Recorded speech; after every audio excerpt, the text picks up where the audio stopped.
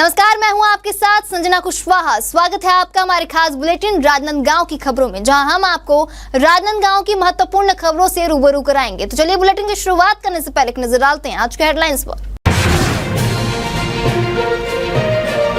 नवरात्र से पहले डोंगरगढ़ शर्मसार माता के गढ़ में मासूम से दुष्कर्म, क्षेत्रवासियों ने किया थाने का घेराव।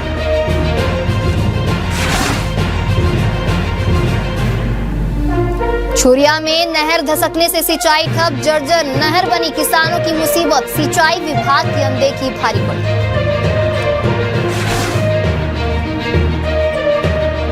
स्कूली बच्चों ने किया अंग्रेजी टीचर की मांग, बच्चे पहुंचे कलेक्टर ऑफिस, आत्मानंद स्कूल में शिक्षकों की कमी।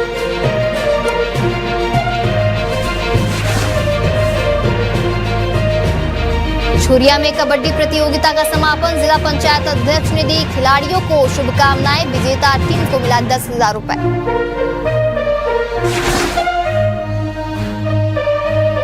ट्रैफिक जाम से परेशान लोग, ट्रैफिक पुलिस नदारत, त्योहारों से पहले बिगड़ रही है व्यवस्था। चलिए बढ़ते हैं राजनांदगांव की महत्वपूर्ण खबरों की ओर। राजनांदगांव शहर के सबसे व्यस्त इलाकों में से एक गंज चौक में इन दिनों भारी ट्रैफिक जाम की स्थिति बनी हुई है, जहां बड़ी गाड़ियों की लगातार आवाजाही और ट्रैफिक पुलिस की अनुपस्थिति के चलते आम नागरिकों को रोजाना भारी परेशानियों का सामना करना पड़ रहा है। यह स्थिति सिर्फ गंज चौक की नहीं बल्कि पूरे शहर की है। आपको बता दें, स्थानीय लोगों और दुकानदारों का कहना है कि जाम की यह स्थिति कोई नई बात नहीं है, लेकिन बीते कुछ दिनों से हालात और भी बिगड़ गए हैं। जाम के कारण राहगीरों को घंटों फंसे रहना पड़ता है, वहीं एम्बुलेंस और स्कूल बसों को भी परेशानियों का सामना करना पड़ता है। बता दें, यह मार्ग शहर का प्रमुख व्यावसायिक इलाका होने के साथ साथ संपर्क का मुख्य जरिया भी है। ऐसे में ट्रैफिक की बढ़ती समस्या आम जनजीवन को गंभीर रूप से प्रभावित कर रही है। त्योहारों का सीजन नजदीक है और बाजारों में भीड़ बढ़ने की संभावना, जिससे आने वाले दिनों में ट्रैफिक व्यवस्था और ज्यादा चरमरा सकती है। ऐसे में ट्रैफिक पुलिस की सक्रियता और प्रशासन की तत्परता बेहद जरूरी हो गई है। यातायात विभाग आज विष्णुदेव चंदा बन चुका है। विष्णुदेव सहाय का चंदा इकट्ठा करना होता है, चाहे वो तीज का त्योहार है, चाहे जब बहनें अपने घर जाती हैं, है ना, तो उन बहनों से अगर चंदा उगाही करना है तब यातायात विभाग जागता है। अभी दीपावली आने वाली है, दीपावली का जब चंदा लेना होगा तब यातायात जागेगी। आपको मैं बता देना चाहता हूँ, जिला प्रशासन ने यातायात विभाग से मिलकर के 2 माह पूर्व एक कड़ा निर्णय लिया था कि यातायात को हम बेहतर बनाने के लिए, ट्रैफिक बेहतर बनाने के लिए हम कार्य करेंगे। और इसी बीच अतिक्रमण भी हटाया गया, बहुत सारी कार्रवाइयां हुई, लेकिन 2 महीने बाद आज हाल ऐसा हो गया है कि शहर के मध्य में लोडिंग अनलोडिंग हो रही है, जबकि सवेरे 9 बजे से रात को 9 बजे के मध्य जो समय रहता है, रात के 9 बजे से सवेरे 9 बजे के बीच में जो रहता है, लोडिंग अनलोडिंग का काम होना चाहिए। लेकिन आज ऐसी हालत हो गई है कि आप देख सकते हैं कोई भी सड़क खाली नहीं है, कोई भी परिसर खाली नहीं है। अभी हम जहाँ पे खड़े हैं, आपको बता रहा हूँ, ये दिग्विजय कॉलेज का परिसर है, यहाँ भी आप देख रहे हैं तो सड़कों में गाड़ियां खड़ी है। तो कहाँ है यातायात? यातायात केवल क्या विष्णुदेव के लिए जब चंदा लेना होता है तब सामने आती है? यातायात विभाग से मैं चाहूंगा कि एक निर्णय ले और वो मैप जारी करे कि किस आधार पे शहर के मध्य पार्किंग हो, किस आधार पे यातायात को बेहतर बना सके, ताकि हादसे भी रुके। क्योंकि चिखली से लेकर के नवा गांव से लेकर के जो हमारा जो आउटर एरिया है, मोहारा हो, कन्हारपुरी हो, वहाँ आए दिन हादसे हो रहे हैं, वो यातायात की लापरवाही से हो रहे हैं।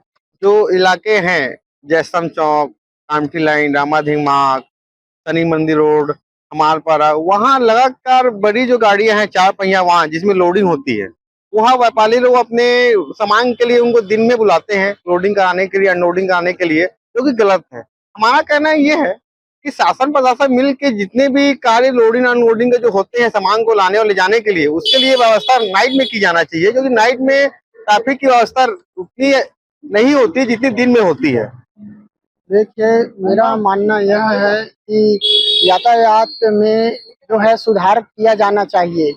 जो चिखली है, चिखली से लेकर हमारे मानव मंदिर चौक तक अत्यधिक हादसा हो रहा है। ओवर ब्रिज जो है उसमें बना गया है, जिसमें कई स्टूडेंट जो है चलते चलते दुर्घटनाग्रस्त हो चुके हैं और मजदूरों राहगीरों को अत्यंत परेशानी हो रहा है, जिससे हमारे समाज में अत्यंत ही दुख की पीड़ा है। तो इसमें बड़े वाहनों को लिए एक समय सीमा निर्धारित किया जाए व आने जाने वाले प्रत्येक वाहनों के लिए एक गाइडलाइन जारी किया जाए।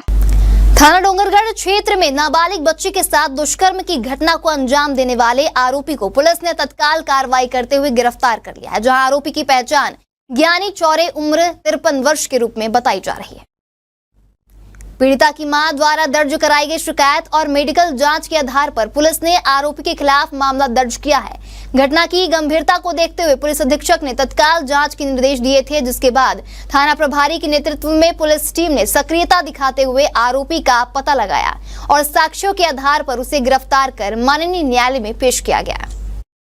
कल रात लगभग 9 से 10 बजे के बीच थाना डोंगरगढ़ में एक नाबालिग से दुष्कर्म का मामला सामने आया था, जिसमें पीड़िता के परिजनों द्वारा एक मामला FIR पंजीबद्ध कराया गया और FIR पंजीबद्ध होने के दौरान नाबालिग पीड़िता का मुलाहिजा कराया गया, जिसमें दुष्कर्म की पुष्टि हुई और नाबालिग से फिर पूछताछ किया गया और उसने आरोपी ज्ञानी चौरे को पहचान की पुष्टि की पहचान कार्रवाई में, और जिससे आज उसको अरेस्ट कर माननीय न्यायालय प्रस्तुत किया जा रहा है। छुरिया क्षेत्र के किसान इन दिनों भारी परेशानी का सामना कर रहे हैं। आपको बता दें, मासूल जोब जलाशय से घोघरे, छुरिया, शिकारी और महका के खेतों तक पानी पहुंचाने वाली मुख्य नहर और नाली अचानक धसक गई है। नतीजतन ये है कि खेतों तक पानी पहुंचने के बजाय वह सीधे नालों में बह रहा है। दरअसल हाल ही में मासूल जोब जलाशय से सिंचाई के लिए पानी छोड़ा गया था, लेकिन नहर नाली की जर्जर हालात के कारण यह धसक गई, जिससे पानी की आपूर्ति बाधित हो गई और किसानों के सामने फसल की सिंचाई को लेकर संकट खड़ा हो गया है। किसानों का कहना है कि यह समस्या पिछले 1 सप्ताह से बनी हुई है, लेकिन सिंचाई विभाग की ओर से अब तक कोई ठोस कदम नहीं उठाया गया है। किसानों का आरोप है कि अगर समय रहते नाली की मरम्मत कर दी गई होती तो यह स्थिति पैदा नहीं होती।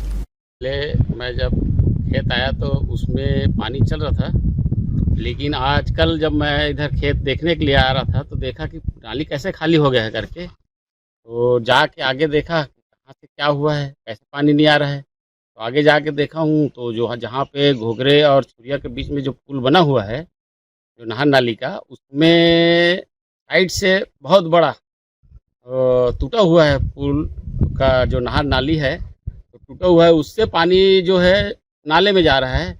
और ये अगर तत्कालिक व्यवस्था या तत्कालिक इनको नहीं बनाया जाएगा तो आने वाला अभी समय है 2 महीने फसल का, और सभी माई किस्म का धान बोते हैं कि नहर का पासी है करके, और अगर मान लो अगर ये नहीं बन पाएगी तो पानी नहीं मिलेगा और ऊपर वाले अगर पानी नहीं गिरता तो फसल होना असंभव है और इससे हजारों किसान वंचित हो जाएंगे। इसलिए शासन से मेरा निवेदन है कि तत्काल इनका व्यवस्था कराएं और पानी किसानों को देने का वो करे। बोयडी और महाका खार तक जाती है ये नाली, और इसलिए मैं शासन से रिक्वेस्ट और वो करना चाहता हूं कि तत्काल इन पे संज्ञान लेते हुए कि मरम्मत करा के हम किसान लोगों को पानी दिलाने का कष्ट करें। ये मेरा ये पहले से जर्जर था क्या ये पुल? जर्जर तो अब पहले से रहा होगा नहीं रहा होगा वो नहर विभाग बताएंगे। अब भैया हम तो किसान हैं, नहर नाली पानी लेते हैं, लेकिन अब हल्का फुल्का रहा होगा, पहले से बना है, आज से कितने साल का बना है हमको मालूम नहीं है, लगभग 20, 25, 30 साल हो गया होगा। लेकिन अब नहरी विभाग बताएंगे और खोलने से पहले एक बार सर्वे करना चाहिए। कभी भी नहर नाली है सफाई करवाना चाहिए, तो पानी आवागमन कहाँ पे लीक है क्या है उन पर ध्यान नहीं देते। यही उसका भुगतना हमको किसान को पड़ेगा अभी आने वाला समय में। अभी 2 महीना भी फसल आने में टाइम है, और अभी तो मान के चलिए अभी हकीकत में अगर ऊपर वाले अगर पानी नहीं गिरेगा तो हमको नहर से ही पानी पालन करना पड़ेगा, और पानी नहीं अगर हमको नहीं मिल पाएगा तो हमारा कोई फसल नहीं होगी। इंग्लिश मीडियम स्कूल के छात्र छात्राएं अपनी समस्याओं को लेकर राजनांदगांव कलेक्टर कार्यालय पहुंचे, जहां छात्रों ने बताया है कि उनके स्कूल में अंग्रेजी विषय पढ़ाने के लिए कोई शिक्षक नहीं है, जिससे उनकी पढ़ाई प्रभावित हो रही है। आपको बता दें, बच्चों का कहना है कि स्कूल में जितने भी शिक्षक हैं वे सभी हिंदी माध्यम से और अंग्रेजी की पढ़ाई नियमित रूप से नहीं हो पा रही है। साथ ही हाल ही में एक शिक्षक का ट्रांसफर छुरिया करा दिया गया, जिससे स्थिति और भी गंभीर हो गई है। छात्रों ने कलेक्टर से नए अंग्रेजी शिक्षक की नियुक्ति की मांग की है। इस पर कलेक्टर ने बच्चों की बातों को गंभीरता से सुनते हुए कहा कि इस मामले पर तुरंत संज्ञान लिया जाएगा और संबंधित विभाग को आवश्यक कार्रवाई के निर्देश दिए जाएंगे।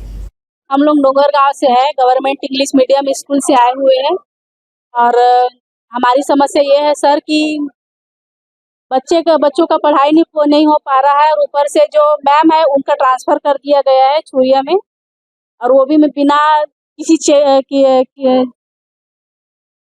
बिना मतलब ये किए कर दिया गया, उनका चेक किए। समस्या ये है सर, वहाँ पढ़ाई नहीं हो पा रहा है और क्या बोलते हैं बच्चों टीचर्स वगैरह एक दूसरे के साथ में लड़ते रहते हैं। और क्या बोलते हैं इंग्लिश का हमको मांग भी ये है कि इंग्लिश के टीचर चाहिए सर, क्योंकि वहाँ पे सारे हिंदी मीडियम वाले टीचर्स हैं, तो इंग्लिश टीचर चाहिए हम लोगों को। और मैथ्स के लिए मैथ्स के टीचर चाहिए। मैथ्स की भी इसके पहले भी हमारी शिकायत बीओ ऑफिस जा चुका है। फिर उसके बाद कई बार हम लोग 3 साल हो गया हम लोग दौड़ रहे हैं सर टीचर्स की मांग के लिए। 3 साल से कोई मतलब इंग्लिश के टीचर आए ही नहीं है, सिर्फ हिंदी मीडियम वाले टीचर्स आ रहे हैं वहाँ पे। थोड़े दिन एडजस्ट कर लो, थोड़े दिन तो सर 3-3 साल हो गया सर। और बच्चों का 8th क्लास वाले बच्चों का बोर्ड का एग्जाम रहता है, उसमें भी पढ़ाई नहीं हो पा रहा है। अभी हम लोग सर से मिले हैं तो सर का कहना ये है कि मुझे जानकारी नहीं दिया गया था। डीओ सर से भी हम लोग बात करना चाह रहे थे, तो डीओ सर यहाँ पे मौजूद नहीं है, तो हम लोग सर से बोले कि, तो वो बोलते हैं कि मतलब देखता हूँ, मैं बात करता हूँ सर से, उसके बाद में जो भी सॉल्यूशन होगा तो हम लोग बताएंगे ऐसे कर। हम यहाँ ये मांग रहे क्या है कि हमारी एक टीचर है साइंस वाली, वो जो है उनका ट्रांसफ़र कर दिया गया है छुरिया में, तो हम लोग आए हैं उसको कैंसिल करवाने के लिए। और हमारे स्कूल में ऐसे भी टीचर्स हैं जो पूरे हिंदी मीडियम से हैं, तो हम लोग को जो कि पढ़ा नहीं पाते अच्छे से, तो हम लोग का पढ़ाई भी अच्छे से नहीं हो पा रहा है। और मैथ्स और इंग्लिश वाले टीचर जो हैं वो हिंदी मीडियम से है, तो हम लोग को समझ भी नहीं आता। और इंग्लिश वाली मैम ऐसी है कि फ़ोन से पढ़ाती है, तो वो भी और पढ़ाती भी है तो अच्छे से समझ नहीं आता हम लोग को। और इतना ज़्यादा हमारे स्कूल में लड़ाई वगैरह भी होता है, तो हम लोग का पढ़ाई भी अच्छे से नहीं हो पा रहा है उसके वजह से। एचएम मतलब एचएम तो नहीं है बट प्रभारी है वो, और एक हमारी मैम है जो साइंस वाली टीचर है, उन दोनों के बीच हम लोग ये मांग कर रहे हैं कि हमारी साइंस वाली जो टीचर है ना, उनका ट्रांसफ़र हुआ है वो कैंसिल करवा दिया जाए, और नए टीचर इंग्लिश मीडियम के दे दिया जाए हमें। खैरागढ़ जिला मुख्यालय से महज 10 किलोमीटर दूर स्थित ग्राम सलीहा में उस वक्त हंगामा मच गया जब ग्रामीणों ने 6 मवेशियों से भरे एक मालवाहक वाहन को रंग लिया। ग्रामीणों का आरोप है कि यह वाहन खैरागढ़ के एक रकसूखदार परिवार का है, जो पहले भी कई बार गांव में मवेशियों को छोड़कर किसानों की फसलों को बर्बाद कर चुका है। स्थानीय लोगों के अनुसार पकड़े गए वाहन का चालक यह स्वीकार कर रहा है कि मवेशियों को पास के ईंट भट्टे में चराने के लिए लाया गया था। हालांकि ग्रामीणों का सवाल था कि जब वहां कोई चरवाहा ही नहीं है तो मवेशियों की देखरेख कौन करेगा। ग्रामीणों ने आरोप लगाया कि इससे पहले भी इसी तरह मवेशी छोड़े गए थे, जिनकी वजह से फसलें बर्बाद हो चुकी हैं। मामले ने तुल तब पकड़ा जब वाहन मालिक गांव आने से साफ इनकार कर दिया। इस पर ग्रामीणों का आक्रोश और भड़क गया और वे विरोध पर अड़ गए। हालात बिगड़ते देख खैरागढ़ थाना प्रभारी और तहसीलदार मौके पर पहुंचे, जिसके बाद ग्रामीणों ने उन्हें ज्ञापन सौंपते हुए दोषियों पर सख्त कार्रवाई की मांग की है।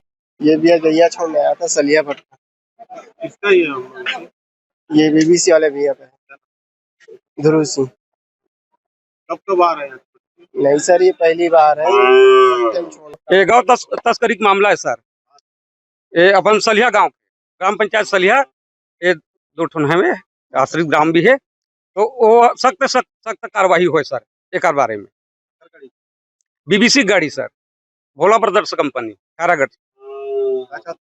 हम ये चाहतन कि ओकर ऊपर उचित कार्रवाई हो और यहाँ से आगे जाके ऐसा मामला नहीं आना चाहिए हमारे गांव में। भैया हमारे ग्राम पंचायत सलिया में गौ तस्करी का मामला है, जब मैं गाँव वाला हमारे गाँव के सियार मन गाँव समस्त गाँववासी देखे हैं, चल हम आज पकड़े हैं। अब एक बार नहीं 2-3 बार हो गए। गाय पकड़ा है? गाय ही पकड़ा है भैया, 6ठी गाय पकड़ा है अभी। और हम थाना प्रभारी से निवेदन करता है कि भाई गाड़ी का करे नंबर है, गाड़ी नंबर है CG08 7888 नंबर हरे। ये में गाड़ी अपन ड्राइवर के नाम है दुर्गेश पटेल होता थे, निवासी चिकल धा बता थे, और गाड़ी के अपन जो मालिक है BBC बता थे, BBC गाड़ी हरे कहा थे। तो भाई हमारा अनुरोध है कि सख्त से सख्त कार्रवाई करी जाए, नहीं करी जाए तो हम थाना से घेराव करबो। ग्राम सलिया के लोग जो हैं वो लोग मतलब सूचना प्राप्त हुआ था कि यहाँ पर किसी के द्वारा जो है अवैध परिवहन किया जा रहा है। गाड़ी में जो है जो पशु है, तो गौवंश पशु है, उसका तस्करी किया जा रहा है करके। तो फिर पुलिस विभाग के TI साहब और हम जो है यहाँ पर आए थे यहाँ पर, और अभी जो गाड़ी पकड़ी हुई है उसे जब्ती करके जो है आगे कार्रवाई के लिए ले जा रहे हैं। और इनके द्वारा एक और आवेदन दिया गया है जो पूर्व में भी ऐसा हो चुका है करके, तो उस आवेदन पर फिर जो है शीघ्र से शीघ्र कार्रवाई किया जाएगा। गाड़ी मालिक पर भी कार्रवाई,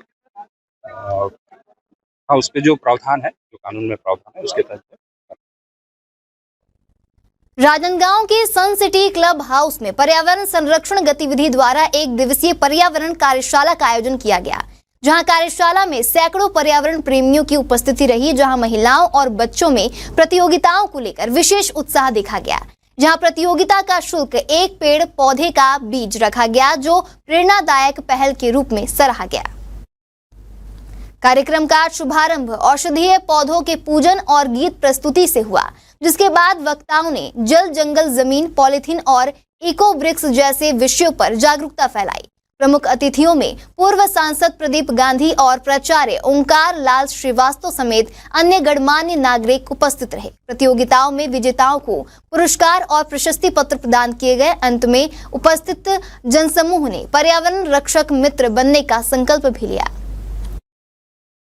गणेश विसर्जन के दौरान खैरागढ़ के दीपक यादव की नाबालिग आरोपी द्वारा चाकूबाजी कर हत्या किए जाने की घटना से पूरे क्षेत्र में शोक और आक्रोश का माहौल है। दीपक अपने परिवार का एकमात्र सहारा था, जिसकी कमाई से विधवा मां और छोटे भाई का जीवन चलता था। उसकी असमय मौत से परिवार गहरे संकट में डूब गया है। तो वही घटना के बाद परिजनों को न्याय दिलाने के उद्देश्य से मंदराखन देवांगन ने पीड़ित परिवार के साथ कलेक्टर कार्यालय पहुंचकर मुख्यमंत्री के नाम ज्ञापन सौंपा, जहां ज्ञापन में मृतक के परिजनों को आर्थिक सहायता और एक शासकीय नौकरी दिए जाने की मांग की गई। देवांगन ने कहा कि जिस तरह राजनांदगांव की चाकूबाजी की घटना में मृतक परिवार को मुआवजा और नौकरी दी गई थी, उसी तर्ज पर दीपक यादव के परिवार को भी न्याय मिलना चाहिए। वहीं स्थानीय विधायक यशोदा नीलांबर वर्मा ने भी इस घटना को अत्यंत दुखद बताया और कहा कि सरकार को इसे गंभीरता से लेते हुए शीघ्र संज्ञान लेना चाहिए, ताकि पीड़ित परिवार को राहत मिल सके। बाइला जला कार्य छोड़ीस ना, ओकर कारण ओकर बेटा भी ये हो गए, पावर आ गए, नहीं तो कौनो कोनो नहीं मार सके। कतनो गलती रहा है भैया हो दादा भाई हो, वो है ना मोरे ओला सजा होना चाहिए। कभी जिंदगी मत निकले और निकालो और मारो। मोले कुछ मत दू तो भी चली, मैं तो ऐसे भी भिखारी हूँ, पर एक चीज है, मोर बेटा के इंसाफ होना चाहिए। हाँ हाँ, वो बेचारे भी लड़का भी खत्म हुए, मैं सुने हो बेचारा। सरकार से कहा और सजा भी होए, हम मोर लइका नानचन के भविष्य देखे। मोर घर के कमैया तो निकल, मोर कमैया तो निकल गए, वो बड़े भाई रिश्ते वही कमाए, मोर खत्म हो तब के मोर तो कमैया निकल गए। वो सजा भी देवा, मोर बेटा के भविष्य देखो भाई हो। आज हम लोगों ने माननीय कलेक्टर साहब के पास एक आवेदन दिया है। श्रीमती भारती यादव, जिनका पुत्र का गणेश विसर्जन के दिन एक नाबालिग बालक द्वारा चाकू हत्या कर दी गई थी, और बहुत गरीब परिवार है, उनके परिवार में कोई और नहीं है, उनकी माँ है, एक छोटा बच्चा है, परवरिश के बाद दिक्कत हो रही है। तो हम लोगों ने आज छत्तीसगढ़ सरकार से मुख्यमंत्री के नाम माननीय कलेक्टर साहब को ज्ञापन दिया है, और हमने मांग किया है कि इन परिवार को आर्थिक सहायता के रूप में 4 लाख दिया जाए। परिवार में कोई कमाने वाला नहीं है, इस कारण परिवार की एक शासकीय नौकरी दिए जाने की मांग हम लेकर आज आए हैं। चर्चा की है, परिवार के सभी लोग आए हुए हैं, हमें सार्थक चर्चा हुई है। कलेक्टर साहब ने आश्वासन भी किया है। राजनांदगांव में बचनपुर नवा गांव में 3 लोगों की हत्या हुई थी, उसमें माननीय विधानसभा जी के अध्यक्ष जी ने वहां पर घोषणा किया है सरकारी नौकरी और मुआवजा देने की। उसी बात को हम लोग रखने आए हैं, और हम लोग आज मांग करने आए हैं, और पीड़ित परिवार को मदद के लिए हम लोग आज कलेक्टर साहब को मुख्यमंत्री के नाम ज्ञापन दिया है। राजनांदगांव की बसंतपुर थाना पुलिस ने अवैध शराब बिक्री के खिलाफ अभियान चलाकर 2 आरोपियों रंजित सोनवानी और राजेश सिंह के कब्जे से अवैध शराब जब्त की है, जहां दोनों के खिलाफ आबकारी एक्ट के तहत केस दर्ज किया गया है। तो इसी कड़ी में मोहल्ले में शांति भंग करने वाले इमरान खान और साहिल कुरैशी के खिलाफ प्रतिबंधात्मक कार्रवाई करते हुए उन्हें भी गिरफ्तार कर एसडीएम न्यायालय में पेश किया गया है। फिलहाल आगे की कार्रवाई जारी है। खैरागढ़ नगर के बीचों बीच खोली गई शराब दुकान के विरोध में कांग्रेस कार्यकर्ताओं ने कलेक्टर कार्यालय के समक्ष जोरदार प्रदर्शन किया, जहां विधायक यशोदा वर्मा और जिला कांग्रेस अध्यक्ष गजेंद्र ठाकरे के नेतृत्व में बड़ी संख्या में कांग्रेसी एकत्रित हुए और सरकार विरोधी नारे लगाते हुए शराब दुकान को तत्काल बंद करने की मांग की। प्रदर्शनकारियों का कहना था कि जिस स्थान पर यह दुकान खोली गई है उसके आसपास अस्पताल, बैंक, स्कूल, जिम और गार्डन जैसे सार्वजनिक स्थल मौजूद हैं, जिससे स्थानीय नागरिकों खासकर महिलाओं और बच्चों को भारी असुविधा हो रही है। कांग्रेस ने इसे नगर के शांतिपूर्ण वातावरण और सामाजिक ताने बाने के लिए हानिकारक बताया। कलेक्टर के मौके पर न होने से नाराज कार्यकर्ता धरने पर बैठ गए। बाद में प्रतिनिधिमंडल को कलेक्टर कक्ष में बुलाया गया, जहां विधायक वर्मा ने स्पष्ट चेतावनी दी है कि अगर शीघ्र ही शराब दुकान को बंद नहीं किया गया तो कांग्रेस उग्र आंदोलन करने को बाध्य होगी। जिला अध्यक्ष लोग और हमारे ब्लॉक अध्यक्ष और हमारे कांग्रेस के सभी कार्यकर्ता यहाँ कलेक्टर के नाम ज्ञापन सौंपने के लिए आए हैं। हम लोग इसलिए ज्ञापन सौंपने के लिए आए हैं कि हम यहीं पास ही में जहाँ रेस्ट हाउस है, वहाँ न्यायालय है, वहाँ सामने में एक प्रीमियम शराब दुकान खुला है।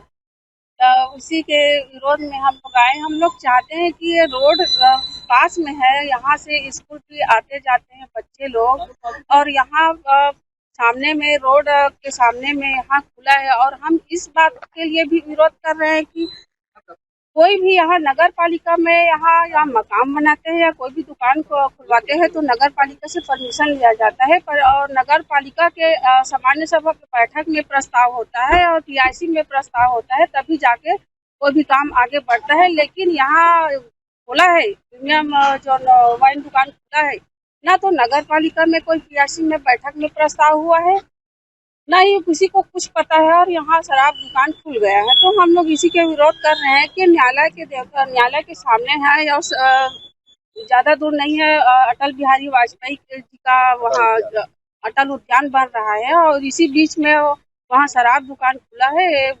अच्छी बात नहीं है। हम नगर के जनहित को देखते हुए और हमारे बच्चे के जनहित को देखते हुए और भविष्य को देखते हुए हम लोगों ने ज्ञापन सौंपे, और कानून व्यवस्था और साथ में कानून व्यवस्था भी यहाँ चरमराई हुई है। लगातार आप लोग देख रहे हैं, जिस दिन गणेश विसर्जन हुआ उसी दिन पुलिस के सामने एक बच्चे का हत्या हुआ। उसकी माँ अभी आई थी अपने बेटे के लिए न्याय मांग लेती है। तो हम चाह रहे हैं कि जो राजनांदगांव में हुआ 3 का कत्ल हुआ, वहाँ सरकार मुआवजा के ऐलान किया है और नौकरी देने का किया है। तो हम भी चाहते हैं कि हमारे यहाँ गरीब के बच्चे जो जिसकी जान गई है उसके परिवार में कमाने वाला नहीं है, तो सरकार से हम यही मांग कर रहे हैं कि उसको मुआवजा मिलना चाहिए।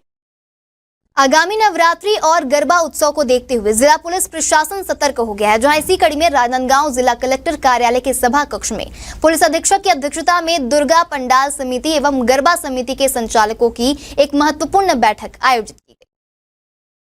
आपको बता दें, बैठक का उद्देश्य आगामी त्योहारों के दौरान शांति, सुरक्षा एवं कानून व्यवस्था बनाए रखना था। इस दौरान आयोजकों को स्पष्ट निर्देश दिए कि नवरात्रि एवं गरबा जैसे बड़े धार्मिक आयोजनों को पूरी तरह विधिवत अनुमतियों के साथ ही आयोजित किया जाए। पुलिस अधीक्षक ने पंडालों की सुरक्षा को प्राथमिकता देते हुए आयोजकों से कहा कि वे यथासंभव सीसीटीवी कैमरे लगवाएं, ताकि किसी भी आपात स्थिति में त्वरित कार्रवाई की जा सके। साथ ही पंडाल का निर्माण मजबूत और सुरक्षित ढंग से करने तथा वहां आने वाले श्रद्धालुओं के लिए समुचित पार्किंग व्यवस्था सुनिश्चित करने के निर्देश भी दिए गए। हमारे खास बुलेटिन राजनांदगांव की खबरों में फिलहाल इतना ही। तमाम खबरों के लिए बने रहिए इंडिया टाउन न्यूज के साथ। नमस्कार। आप देख रहे हैं इंडिया टाउन न्यूज, भारत की बात।